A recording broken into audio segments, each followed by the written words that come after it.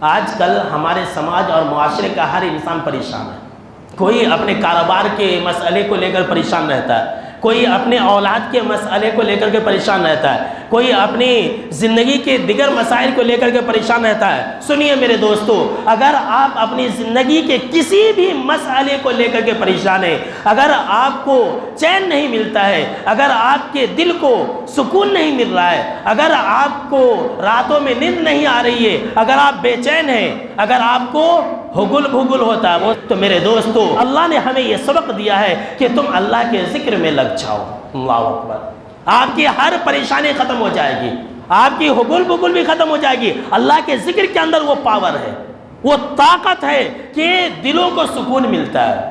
فرمایا اللہ رب العالمین نے قرآن مجید کے اندر کہ الذین آمنوا وتطمئن قلوبهم بذکر اللہ الا بذکر اللہ تطمئن القلوب، کہ جو لوگ ایمان لائیں ان کے دلوں کو سکون صرف اور صرف اللہ کے ذکر سے ہی ملتا ہے۔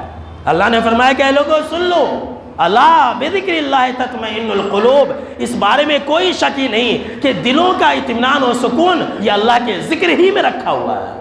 اگر کسی انسان کو پریشانی آتی ہے تو کیا کرتا ہے؟ ذرا اپنے دل پر ہاتھ رکھ کر کے بولیے۔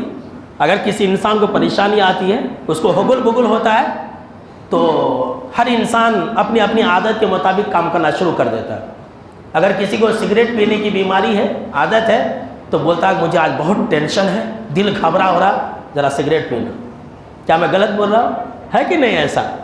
وہ مارتا رہتا ہے، پیک پر پیک مارتا رہتا ہے۔ کسی انسان کو شراب پینے کی عادت ہے تو لیجئے چلے جاتا ہے شراب خانے میں، شراب پینا شروع کر دیتا ہے۔ کسی انسان کو پریشانی آتی ہے، زیادہ پریشانی آتی ہے، تو وہ انسان سوسائڈ ہی کر لیتا ہے، جا کے مر جاتا ہے۔ اسے کیا معلوم کہ اوپر سے زیادہ پریشانی نیچے ہے، زمین کے نیچے ہے۔ میرے دوستو آپ یہ جان لیجئے اور اپنے دل کے اندر یہ بیٹھا لیجئے کہ ان ساری چیزوں کے اندر اطمینان و سکون نہیں۔ اطمینان و سکون صرف اور صرف اللہ کے ذکر میں۔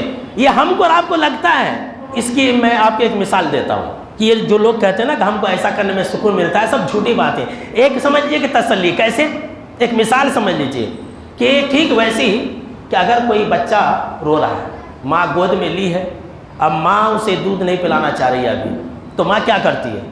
بچہ چپ ہو جائے، اس کے منہ میں ایک پلاسٹک کا نپل رکھ دیتی ہے۔ اگر بچے کو ماں گود میں اٹھا کر کے بازار جا رہی ہوتی ہے تو اس کے منہ میں ایک نپل ہوتا ہے، وہ بچہ جو ہے اس کو منہ میں رکھتے ہی خاموش ہو جاتا ہے۔ وہ سمجھتا کہ میں دودھ پی رہا ہوں، لیکن وہ دودھ نہیں پی رہا ہوتا۔ تھوڑی دیر خاموش رہتا بچہ، پھر جب اسے یہ لگتا ہے کہ یہ تو دودھ نہیں ہے، پھر رونا شروع کر دیتا ہے۔ تو یہ بس جو ہے اسی نپل کی طرح تسلی ملتی ہے ایک انسان کو کہ تھوڑی دیر اسے اچھا لگتا ہے، طرح طرح کی حرکات و سکنات کرنے میں، بیڑی پینے میں، سگریٹ پینے میں، گٹکا کھانے میں، شراب پینے میں۔ یہ جو ہے ایسی نپل کی طرح، ایک بچے کی طرح ہے، تھوڑی دیر اسے اچھا لگتا ہے، لیکن اس کے بعد اسے پھر بے چینی شروع ہوتی ہے۔ تو میرے دوستو اللہ نے ہمیں تو ایک بہت ہی آسان نسخہ دے دیا ہے کہ اگر تمہیں دلی سکون چاہیے، اگر تمہیں ہر طرح کے غم اور پریشانی سے نجات چاہیے، تو تم اللہ کا ذکر کرو۔